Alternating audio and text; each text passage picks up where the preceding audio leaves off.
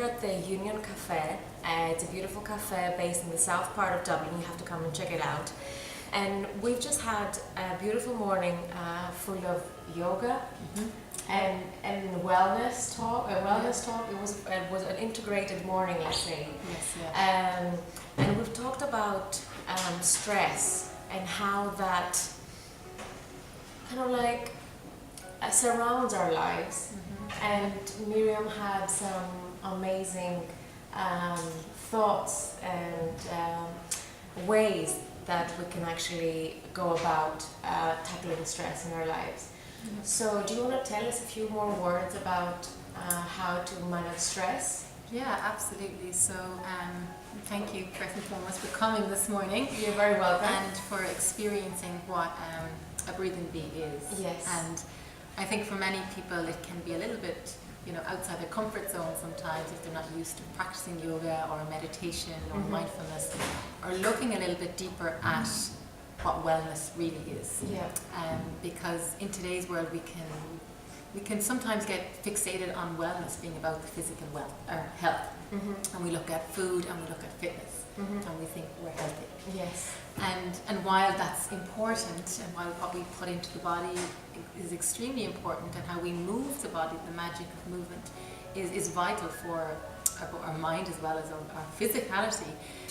But it's important to know that wellness goes much, much deeper than that and goes beyond that. Yeah. And I think we looked at that today in the form of what integrated wellness is. Yes. And that's that mind with the body and the body with the spirit. Yeah.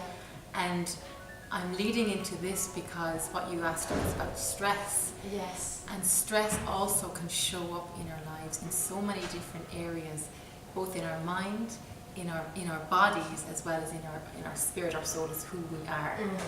And what really is stress? So stress basically is, we all know what we've heard of stress. We know what stress, and it's a buzzword. And I'm so stressed, and I have this going on, and I have this going on. Yeah. And, everyone is frantic and stressed all of the time now. I think it's important to know that first and foremost, stress isn't always a bad thing.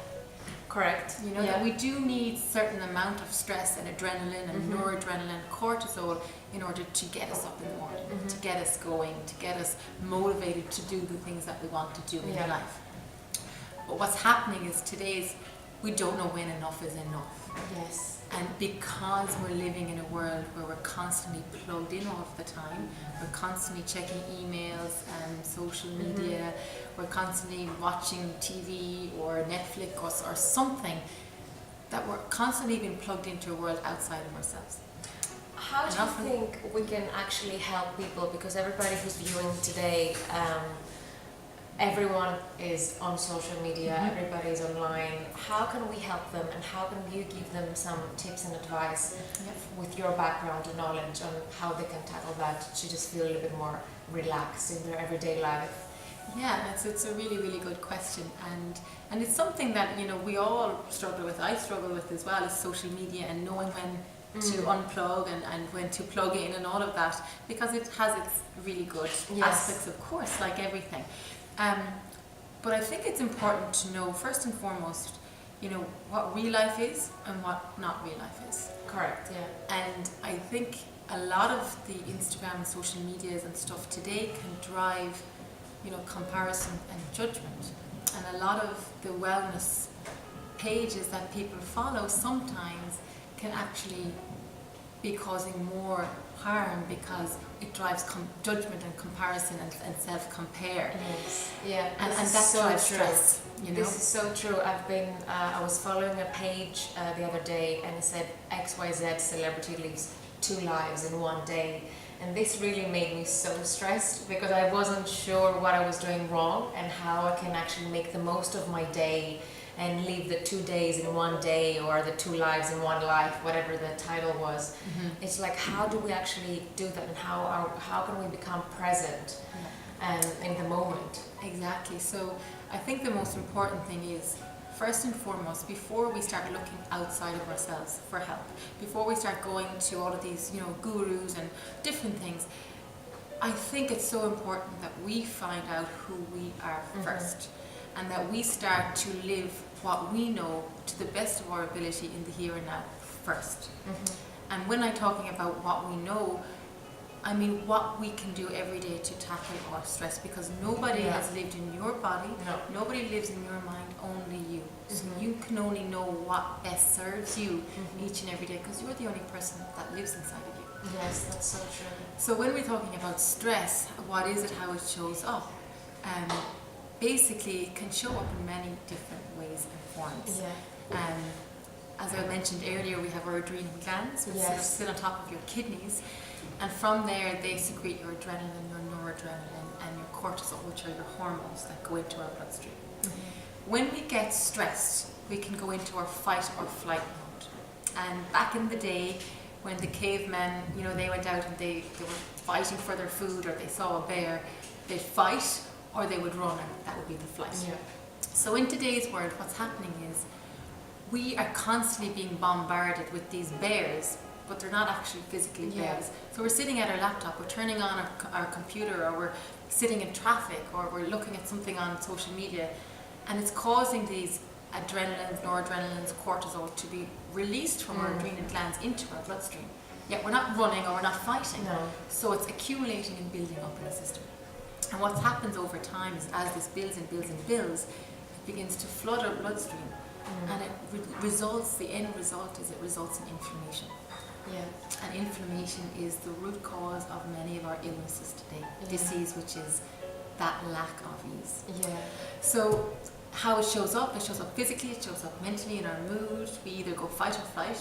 We go fight, anger, frustration, irritability, or we go flight, you know, nervousness, scared, hopelessness, feeling overwhelmed, feeling anxious. So I think it's important to know that, you know, first and foremost, be aware of when you're stressed. Then where is it showing up in your body?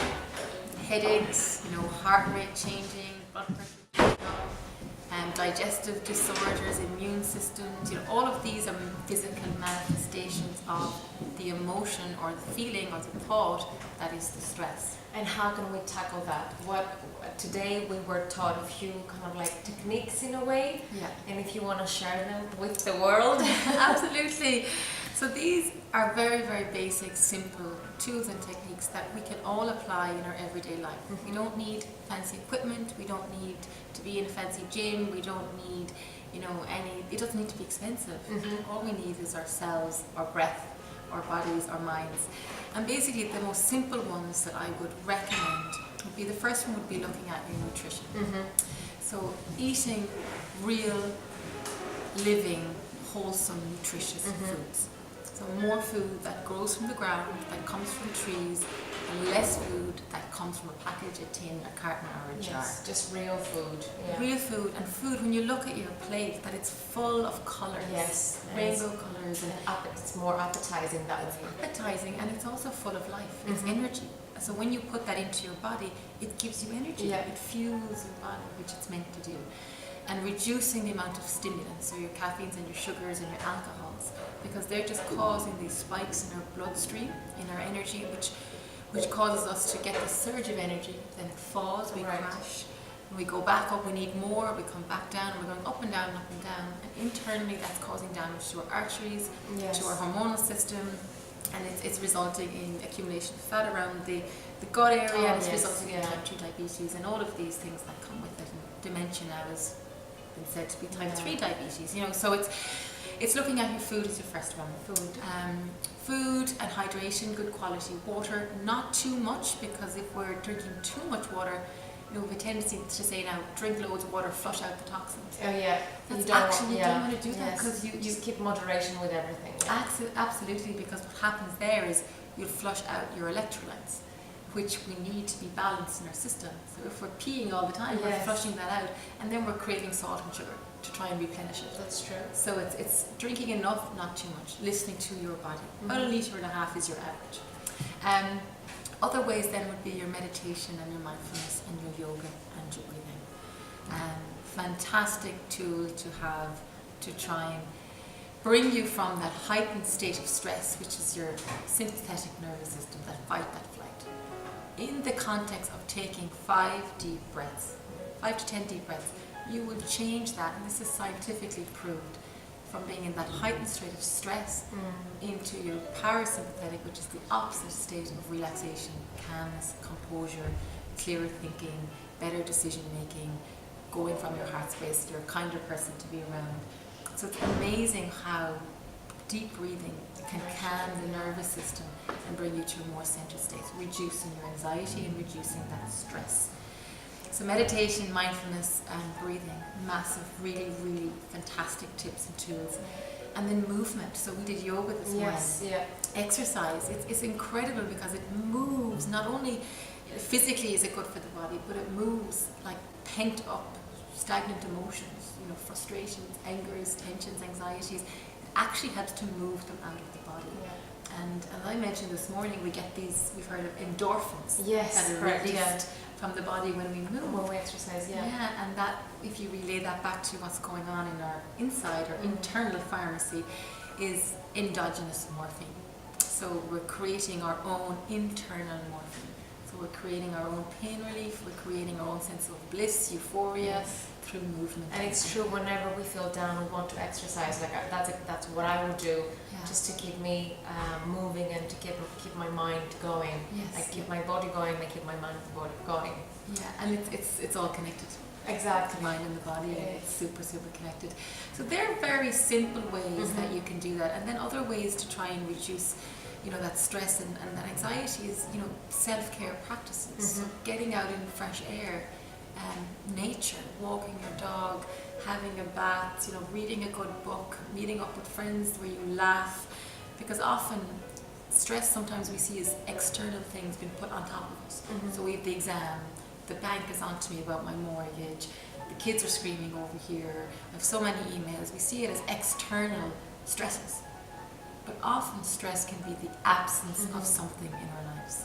So it can be the absence of fun, it can be the absence of laughter, the absence of rest and sleep, the absence of creativity, the absence of adventure, travel. All of these things can sometimes lead to stress in the body. So it doesn't have to be always outside.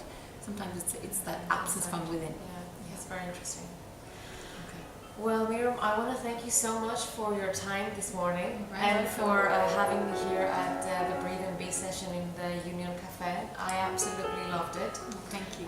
Thank you so much. Namaste. Namaste. And I hope to come back again. Fantastic. Love to have you back again.